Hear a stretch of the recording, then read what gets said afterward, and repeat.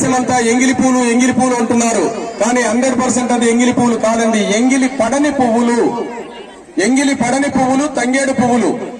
తంగేడు పువ్వులు ఎంగిలి ఎందుకు పడలేదంటే, తంగేడు పూలను బతుకమ్మ తల్లి ఉత్సవాల్లో కాకుండా ఇంకెక్కడ కూడా మనం ఉపయోగించాం.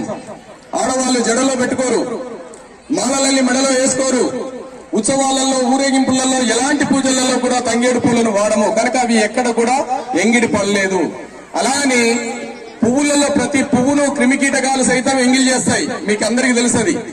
ఏ పువ్వునైనా తుమ్మెదలో తూనీగలో ఏవో ఒకటి వాలి అందులో ఉన్నటువంటి మకరందాన్ని తీసుకుంటాయి. మరి అప్పుడు ఎంగిలి పడ్డట్టు అవుతుంది కదా.